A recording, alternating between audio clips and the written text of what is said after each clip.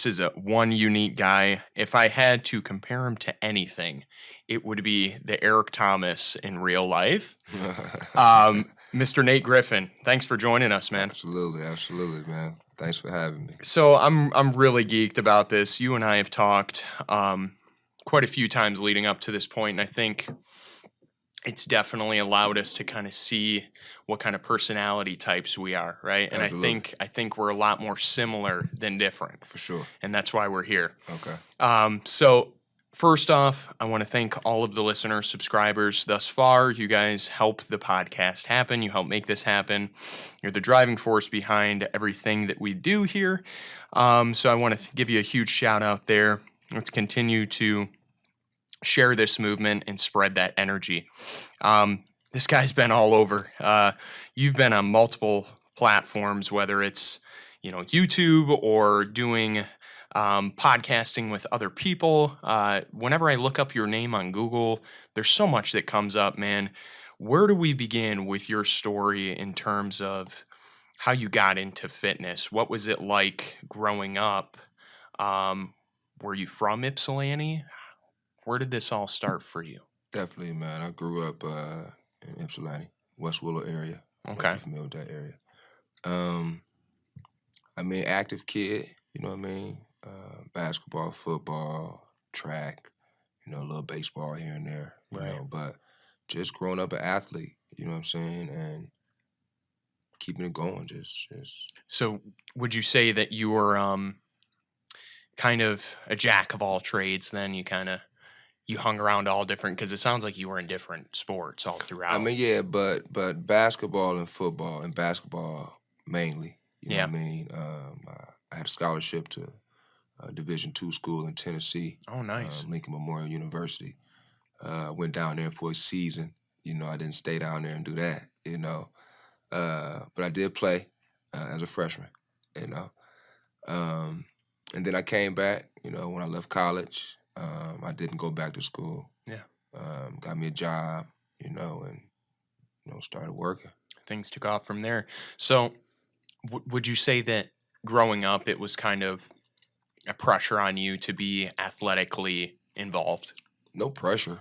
No? Definitely no pressure. We wanted to be involved in sports, so it wasn't any pressure to do like anything other than that. Right. It was just kind of the norm, right? Yeah. Okay. For kids our age, it's time to. That's really cool. For sure. Would you say that you had any idols? Like, were there any, like, anyone that you can think of in that time frame that you're like, man, I need to execute like him? Or I didn't know. I didn't have that. You know what I No? mean? I looked up to my father. Growing up, I looked up to my father, and my high school coach was really important to me. Man, mine too. My high school coach, like, really set the tone for my early adult life. Would you say that that's pretty Absolutely. similar to your story then? My father wasn't in my life for an extended period of time, and my basketball coach was right there. His name's Mike Garland. He's actually an assistant coach at Michigan State now. Oh, wow. Yes. Very, very, very influential in my life. Very, very taught me a lot. He's a very passionate man himself, so he taught me what leadership was about. Man, and I hear you loud and clear with that, because I watch you not just train your people, but really get involved. Mhm. And it's something that I internalize and I see to be able to reciprocate that to other people, and I see the kind of commitment and investment that you put into your athletes For sure. to make sure that they've got the tools necessary to be successful. Mhm. You really get involved, man. And I can tell that you've had that kind of interpersonal connection with other coaches, Mhm. because it's unbiased, it's relentless. Mhm. And it comes from a place of love, For sure. to where I think some people misinterpret that. Correct. Right? They Correct. think you're gigging on them, or you're just putting them down. And it's Mhm. like, no, you love that person Right. enough to be able to be truthful and Honest. honest with them. And talking about this hustle in the beginning, what events inspired Hungry Hustler Fitness? So I was always like training, like working out, things like that. Right.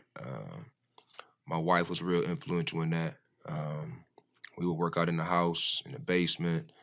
Her friends knew we was working out. They'd come by sometimes to work out with us.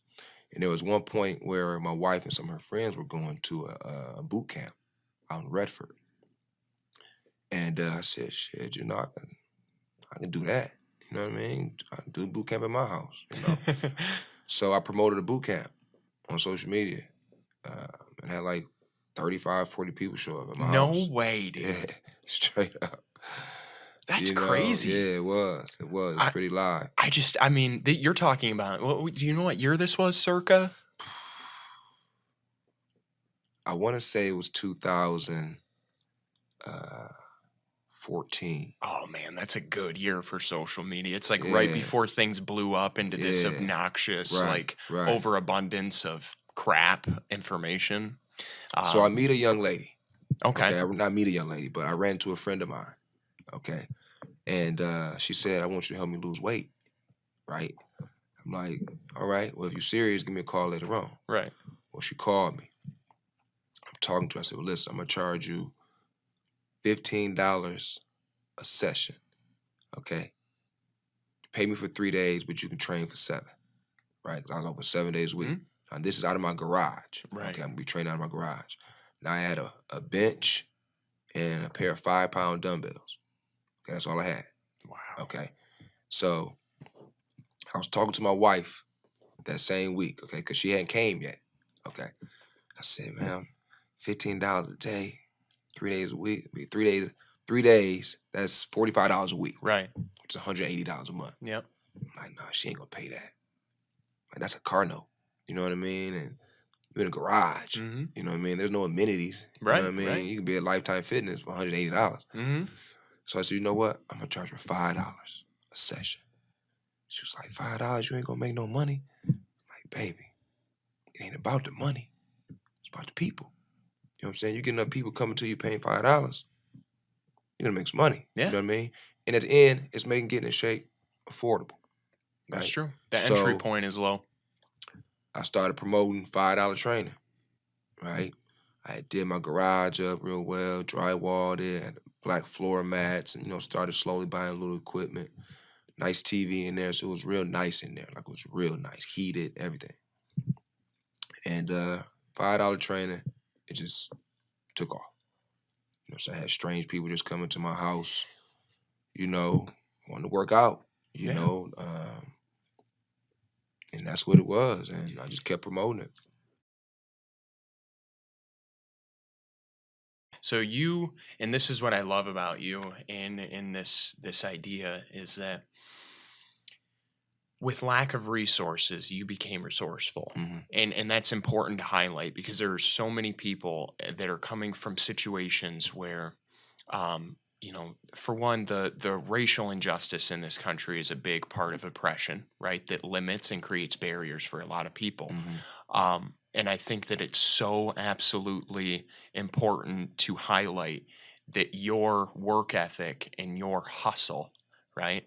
Your pressure, your grind, your no quit attitude was able to get you to a place to where you can now influence other people. For sure. I mean, I think, as the team began to grow, right? As I began to promote and the team began to grow and people began to come, it really brought the community together. Because like after 5 o'clock, I mean, there would be 20 people in my garage. You know what I mean? It was we getting running up and down the street. Yeah. You know what I mean? And I began to feel what a community service felt like. Mm-hmm. You know what I mean? And I liked it. You know what I'm saying? I enjoyed it. And I saw the enjoyment that the training brought to others. Right. So that was a real big driving force. And it wasn't a client-based energy. You know what I mean? It was like a team energy. Yeah. Like, I wanted people to know, like, this ain't about no money. Like, it's $5. So would you say that this is where this aspect of teammates over clients came into play? Because I know you use that term a lot, and it's actually even rolled over in how I address the individuals I work with, teammates, right? Absolutely. So explain to me kind of that driving force there, that transition from like, okay, this is no longer, like the typical client to trainer scenario. This is my team. Well, it never started as a client. When I started it, I knew right away, I didn't want to treat people like they were clients. Mm. You know what I mean? Because one of the things I enjoyed about being in high school and being on a team was the people, just the grind together, the push together, Yeah. you know, leading one another, Right. feeding off, each other's energy. If somebody's down that day, come on, pick you up, let's work. We got things to do. Yeah. I wanted people to feel like they were a part of something because so many people train and they'll start and stop, start, stop. Yeah. You know what I mean? They Yep. train for 3 months, stop for 2 months. Like, how do you keep that consistency going? And make it lifelong. Right? When you feel like you're a part of something, it's different. You know what I'm saying? When you enjoy the energy and the atmosphere that you're training in, 100%. and you're around others that enjoy the same thing, you want to come. You're going to want to train. Oh yeah, You and know it what I has mean? that sense of accountability Absolutely. to not only to their own health but to you, because you do form such a bonding connection with each person. I mean, you do an exceptional job at making sure each person in that facility feels valued. And I love that when I first became a part of your community there, I'd come in and kind of just be quiet, do my own thing. You're like, Dev, come on, speak up. Yeah, Make yeah. yourself known. You know how to bring people out of their shell, and I think that's so important as an influencer, that you not only create an environment, but one that people feel comfortable that they have a voice in. Correct. And feel that accountability to not only themselves but you. We don't just have accountability towards a certain weight that we want to achieve. We have it towards the people that are pushing us to Right. keep that energy up. So, of all of the successes in Hungry Hustler Fitness early on, you were met with some trials and tribulations along the way. I want to Absolutely. talk about that a little Okay. bit because reading some news articles, we had some headlines come up about Hungry Hustler Fitness, and let's shed some light on that a little bit. Yeah, I had left my job, Mm-hmm. resigned from my job, and we were sued by the township of Ypsilanti for running a business out of our garage. Yeah. I had a neighbor that, started complaining, not to me, Darn neighbors. he started complaining to others, Right. higher ups, I guess you would say. Never once Rather than communicated, just address you as a man. never once knocked on my door and said, "Hey, Nate, you're loud," or anything like that. You know what I'm saying? To try to collaborate and be able to, right. But I appreciate the fact that he waited 2 years to do this. Because I was able to work in my garage for 2 years. Right. So, so we were sued. And I remember my wife, having small anxiety, about the whole situation, and I just told her, I said, babe, we're gonna win. Like, we're gonna come out of this, I promise you, So we go to court. And I remember the judge saying, he was just a very nice judge. I'm like, man, he cool. Like, man, we straight, And prior to that, we had found a location to train out of, because that's really what the township wanted us to do, find a place to train out of. Right. So we knew this going into court. Like, we found this place. We hadn't secured it yet, but it was ours. So make a long story short, we got in front of the judge, and his whole energy was just different, that he wasn't a lively, upbeat judge anymore. He was a little indifferent. But he told us to cease and abate what we were doing. I said, well, we found a location to move this to, but I still need, about 30 days, to earn a living, out of my garage, We said, no, we couldn't do it, I just stopped right away, which was cool. That's fine.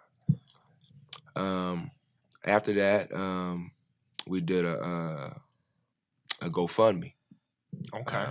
We did a little GoFundMe, talking about just how the court played us, so to speak, in terms of not allowing us to finish up what we were doing, and we were in the community. You know what I'm saying? We were doing was helping the community. Right, We weren't selling drugs. We weren't Right. loud. None of that. But we did the GoFundMe, and it was real successful. It helped out a lot in terms of getting us started, and opening the doors up to Hungry Hustla Fitness.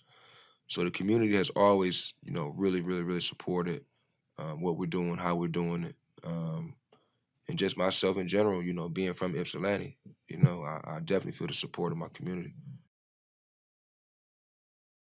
So along this the same topic of team, at what point did you start bringing others in on it? Because I know before, when you and I were first talking, like you had mentioned to me that you had a couple of people that just really fell in love with the idea of Hungry Hustler Fitness and just wanted to be a part of its hmm its history and its growth. So let's talk a little bit about that. So basically, man, with the whole team concept, you know, like I said, I enjoyed my teammates when I was on teams and I played in different sports. Like I enjoyed the whole team aspect, And when we started in the garage, I had a couple people who were like, "Man, like this is a great idea, bro. What you're doing is a great idea."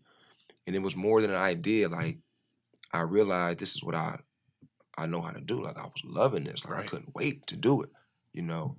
And I was working a job at the same time, and it was a job that took me away from my family all week, where I didn't see my family till the weekends and things like that. So um, being able to do something else on the side, um, it ignited a fire up under me. You know Oh what I'm yeah. saying? Because so many of us can get up every day. You go to the same job, you're doing the same thing, and the monotony. Yeah. You know what I mean?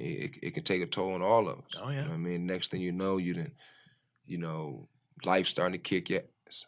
You know what I mean? Can I speak like that? Oh Yeah, yeah. yeah. Life starting to kick Absolutely. your ass. Yeah. You know what I mean? So I wasn't gonna let life kick my ass. You know what I mean? So I wanted something different, and I would pray, man. I would talk to God like, I need this. This can't be my life. You know what I mean? Like, show me something different. I'm ready for change. Yeah. And He did. And being creating the whole team environment, I wanted to build relationships with people. You know what I mean? I wanted to inspire. I wanted to motivate. I wanted to encourage. I wanted to drive people. And relate it all to their daily life, right? Because training, it takes a certain type of person to get up every day, right? Put your training clothes on, get in your car, drive to the gym, or even go in your basement or whatever, Hmm. and apply pressure to yourself. Challenge Challenge, yourself. Yep. right? It Yep. takes a special type of individual to do that. You know what I mean? And there's millions of them out there that are doing it every day. But there's another a million or so that aren't. Yeah. You know what I mean? So I wanted to tap into that area, man, from a team concept. Like shit, let's all get better together. Yeah. You know what I mean? It don't matter about how much weight you lose. The weight gonna fall off. Just work. Just come in and work, apply pressure as much as you can And be for the rest of your consistent. life. Yeah. Yeah. You know what I mean? 100%. I don't know what you're gonna look like in 6 months. But I know if you keep training, your body gonna change. And that's I love that concept You too. know what I You're not mean? you're not selling a false Nah, ideal. nah, we're not Um selling chicken dinners. right. Everybody needs this, man. Yeah. Every single walking human being, if you eat, you should exercise. 100%. I don't say you don't have to join a gym. You don't have to train with Hungry Hustla Fitness, but you need exercise in your life. Mhm. Period. Point blank. If you want to get something done, if there's something that you want to get done that you Yeah. want to happen, it'll happen. Yeah. You know what I'm saying? It may not happen when you want it to happen. Right. You know what I'm saying? But if it's something that you really want to happen, then you'll make it happen. And I Yeah. believe that. You know what I'm saying? And I think that needs to be instilled in everyone because it's never too late to get better. No. You know what I'm saying? As long as you can breathe, walk, talk, even if you can't do that, Yeah. still room to get better, man. You know what I'm 100%. saying? So And I think a lot of that too is being grateful for what you have for one, but also recognizing the opportunity of growth, right? Um Man, it's been a lot of fun talking to you on a deeper level and getting a chance to really share thoughts on your experiences coming up. You're doing such a great service in the community of Ypsilanti, a place that is usually deemed as like Ann Arbor's cousin or something, like it's always downplayed. And I think that whenever, I think about Ypsilanti now, I think Hungry Hustler. I really do. And I've made it a huge point in my mission to promote your message because I believe in it, in any way that I can collaborate on creating a better community in the one that I live in, man, I'm going to jump on. Yeah. And just super excited to be able to talk to you about all of that today. Before we end off, I want to know what your favorite workout split is, dude, because you're doing legs all the time now. Yeah. What's up with that? So, like, what's your favorite workout going into your own spot? Oh, man. What gives you that spark for the day? Because you get pretty hyped sometimes. I mean, legs are. I knew it. They're intense because they're hard. Like, so for me, I love doing them because of the challenge of it. You know what I'm saying? The leg presses and all that. Like, I really don't like the leg press machine, but squats just and then the volume that I do when I'm doing them. Go ahead and elaborate on the amount of volume you do, because it's pretty crazy to myself. It's like 10 sets of what? So I was when I was down in Florida training. So I did like 5 sets of 315. Yeah. 5 sets of 10 at 275. 5 sets of 10 at 225. Oh my gosh. The guy says he was asking me how much I had done, He said, man, you do more in one day than I do in a whole week, So legs, I love doing legs. I love squatting.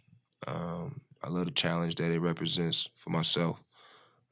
Because it really mentally challenges me, where it damn near intimidates me. You got to dig for those definitely. I see that in you, man. You really go after it with that sense of hustle and pressure. And I think I love too that, like, there's a lot of fitness business owners, gym owners, that they don't embody what they're trying to promote, right? Like, you see how many business owners do you see that they don't embody, even if they're in health, right? Nurses, they don't embody what they're trying to promote. Doctors, they don't embody what they're trying to promote. You represent, in every sense of Hungry Hustler, you embody the spirit, you embody the work ethic, and you create that environment. And it's just, it's something I recognize and internalize as I continue to go into more places to create opportunity, is like, you got to speak it and live it, you do that every single day. I mean, as a trainer, I just train. At 44 years old, my only goal in this is to keep my shit together. That's it. You know what I mean? To end us off today, because we've had an awesome conversation, I'm super happy about this. To end us off today, 2 questions. What is, for one, a piece of advice or a tip that someone who is just getting started in their fitness journey, what can you tell them that's going to help guide them in the long term? Not just a diet or a workout regimen that they stick to for a month. What do you tell them in the long term to keep them moving? Apply pressure. Move with that pressure. Just apply pressure. You know what I mean? No matter what, keep going. Shit gonna happen. Like, obstacles are gonna come your way. You know what I'm saying? You're gonna make good choices one minute, you might make bad choices another minute. You know what I mean? Keep going. Yeah. You gotta keep going. Can't kick yourself too long. 100%. You know what I'm saying? Can't beat yourself up too long. You know what I mean? Move And forward. at the end of the day, it's never gonna go the way you see it in your head. So it's being never going to go the adaptable. way you vision it or you dream it. Right. It's never going to go that way. It's never going to be that easy. You know what I'm saying? Right. And I'm proof of that. I promise. Countless struggles. You know what I'm saying? But we can't, just publicize everything that you're going through. There's countless struggles that I go through that I know my teammates might be going through. Yeah. Apply pressure. Yeah. Keep going. Wake up. Keep going. Because time heals all wounds. And guess what? No matter what I'm going through, or what you going through, what anybody going through, guess what? Life gonna keep happening. Yeah. So I'm either gonna keep happening with life or just wallow in my struggles. Yeah. And wallowing in my struggles gonna have me on the corner with a sign talking about, help me. I'm homeless. I'm work for food. Nah. Because life will kick your ass. Like, literally. Don't fucking fight back. Life will kick your ass. You know what I'm saying? And I'm telling you, man, I gotta say this. Like, I know guys who I went to high school with, man. We were brothers, like athletes together. You know what I'm saying? Practice, try hard together. Guys, I'm talking about 170 pounds. You see them 5 years later, they 3 times that size. And I'm not judging anyone, but I'll say, man, what happened, bro? What happened? You know what they'll say? Life. Got married, had kids, started working. Like, what does that mean? Like, is that like a death sentence? Like, we supposed to, like, encourage and motivate and push one another. If I got a teammate, like push me. Like, I'm gonna push you. Let's push each other to get better, not get worse. Yeah. How do I get with you? And I start losing. Yeah. Like, I could lose by myself. Yeah. You know what I'm saying? At the end of the day, we partners in this path to trying to win. Right? And winning takes sacrifices. Winning takes challenging. Winning takes losing. Right? To win, sometimes you gotta lose. Yeah. You know what I'm saying? But at the end of the day, apply pressure, man. That's the best advice I can give to anybody. We're going to end off there. That was perfect response. Thanks again, Nate, for coming on the show today. Absolutely, man. Look forward to hearing more from this guy. I'm around all the time with him, trying to pick up on the culture and energy that he is promoting in Hungry Hustler Fitness Gym. Let them know where the facility is, Nate. Gym is located on 1828 East Michigan Avenue. It's across the street from Kroger's, on the eastern end of Ypsilanti. Stop in there, man. Come get some work. Train with us. Listen, you don't got to join the gym, but come in there and get some work. 100%. You know what I'm saying? Come in and get some work. Drop your Instagram. Instagram is Hungry Hustla Fitness. Nate Griffin II. Got Facebook, Nate Griffin II. I'm always on there trying to promote, inspire, and encourage. That's what we all about. 100%, man. Thanks again. All right, you guys. Until next time, that is our show today. Thank you for tuning in. And never forget, aspire to inspire.